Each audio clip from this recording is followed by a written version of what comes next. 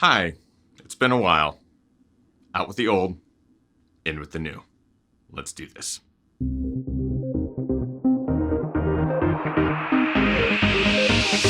Ginger Runner. What is up, everybody? Ethan Newberry, the Ginger Runner, here for another Ginger Runner review. I know it has been a number of weeks since I've dropped a review on this channel. I appreciate your patience and your kindness and your support. Here we are with a lot of gear to review in the coming weeks and months because summer is just around the corner. And today is no exception because we are reviewing something pretty big from Nike. It's the Nike Pegasus Trail 2.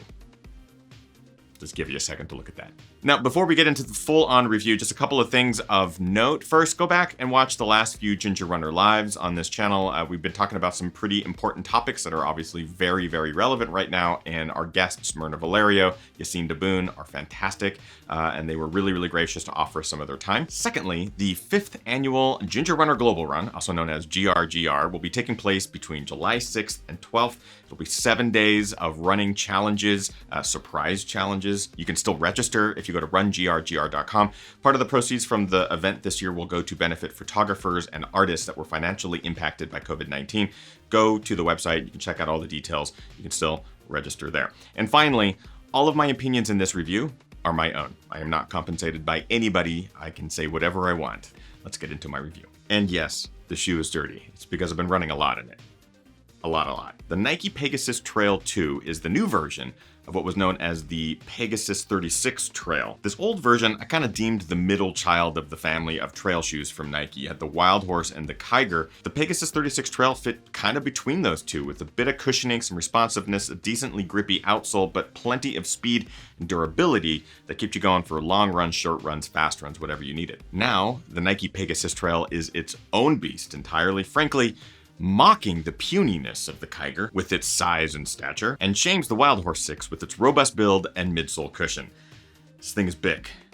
Real big. Basically, the Pegasus Trail has been completely redesigned from the ground on up. It no longer feels like an extension of the Pegasus Road series, just with a trail outsole slapped on. Nike also did away with any sort of connection to the numerical system that the Road version has. This is just the Pegasus Trail 2, not the Pegasus 37 Trail, which I'm actually really thankful for. New shoe, new name, new number, who dis. It's a clean and subtle split from its road brethren that will allow the Pegasus Trail to basically go out on its own, experience the world, become its own person, no longer tied to its parents. If this was high school, this is college in Arizona.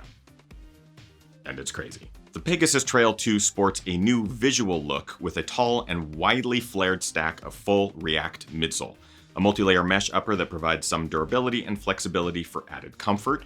The midfoot fits very similar to the Wild Horse 6 with a similar tensioning system and familiar flexible ankle collar. The outsole doesn't bring any dramatic lug redesign, but is more reminiscent of bike tires or even early Brooks Pure Grit version 1 outsole design. This shoe is without a doubt new and different.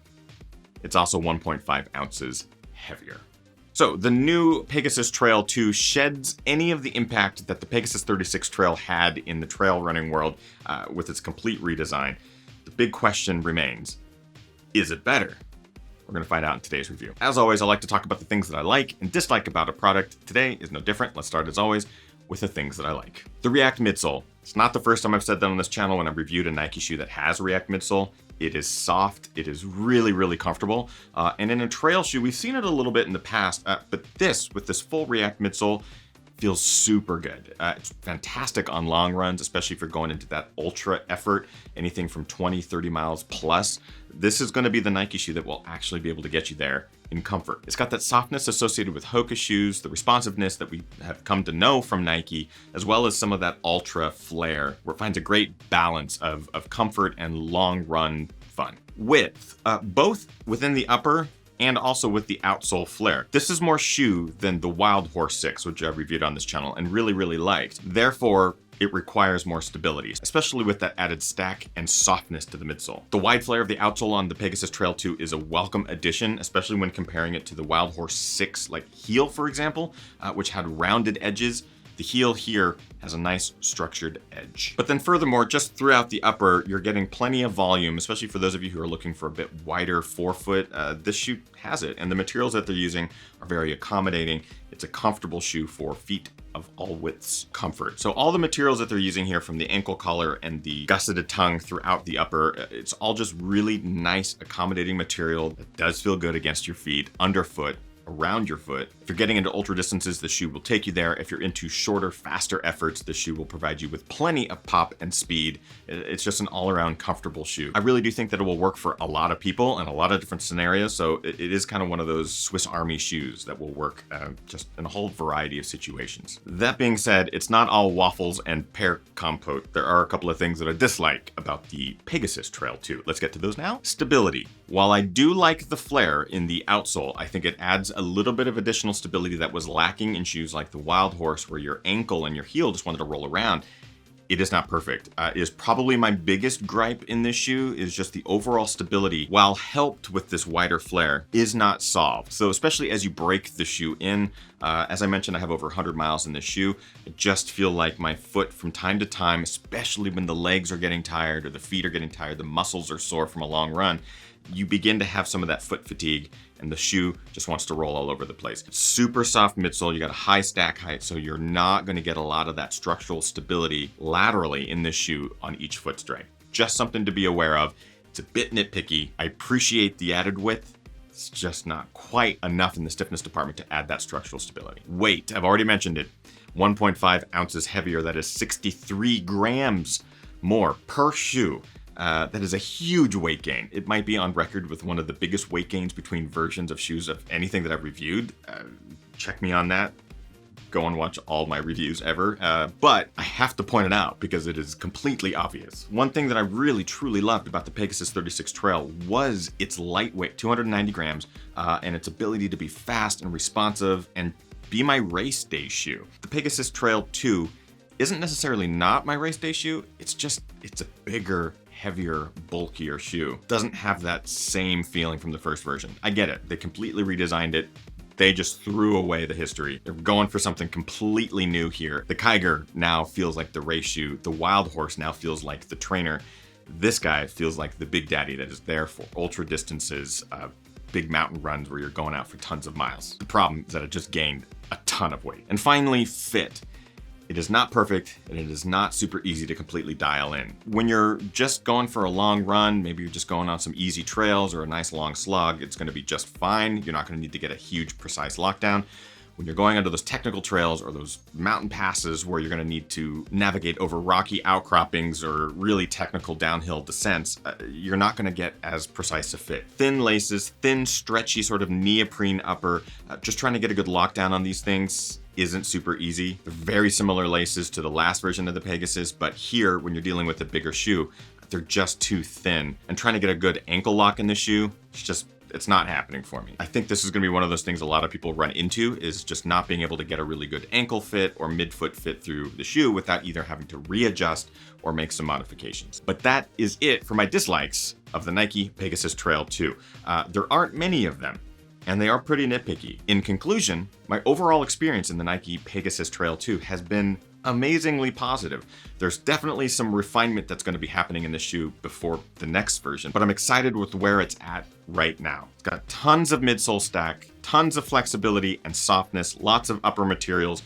It is a beast of a shoe, and it's still a lot of fun. Let's get more specific. Build quality. They're using some decent materials here. I think the Wild Horse and the Kiger are better built shoes. I'm not running into any major durability issues with the Pegasus Trail 2, but I do potentially see that being an issue. The outsole doesn't have huge lugs, so those could wear down prematurely. The upper is more fabric-based mesh, so it could tear earlier. So the build is solid, but maybe not as solid as it could be, or other versions of trail shoes from Nike. Comfort, obviously we already talked about it. It's soft, it's plush, lots of React midsole. It's super fun. Fit, this is where some of the bigger issues happen for me. Along the midfoot, you're not going to get a real precise fit, especially for technical trail running. If you're just looking for long plods, should be good to go. Price, about $129 It's not bad. I think for a shoe that's going to be able to get you through long ultras, it's a pretty decent price.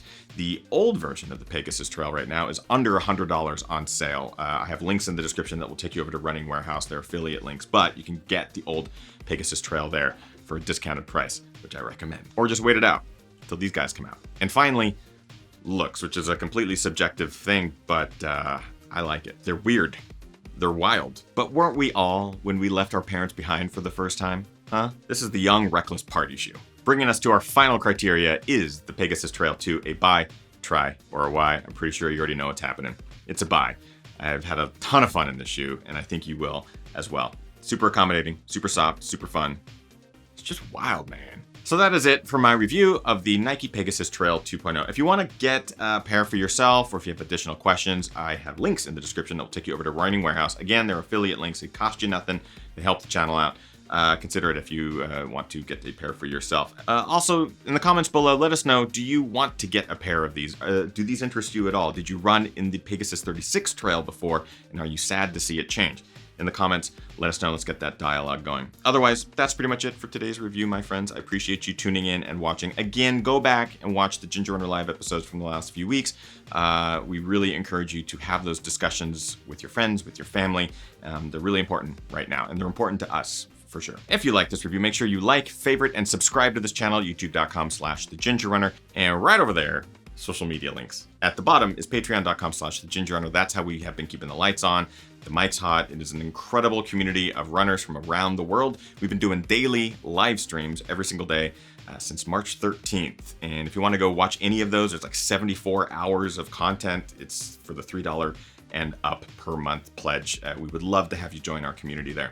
And finally, do not forget rungrgr.com. If you would like to register for the Ginger Runner Global Run, our 5th annual, head on over to the website. Do it now. We are shipping the art pack registrations. There will be t-shirts available, stuff like that. But it starts July 6th through 12th. Register now so you can get your stuff before then. That's it. That's my pitch. Thanks, everyone. We hope that you are staying safe and washing your hands and wearing your masks. Get out there, train as hard as you can, virtually race harder, and party the hardest. I know I am. We'll see you guys next week. Bye-bye.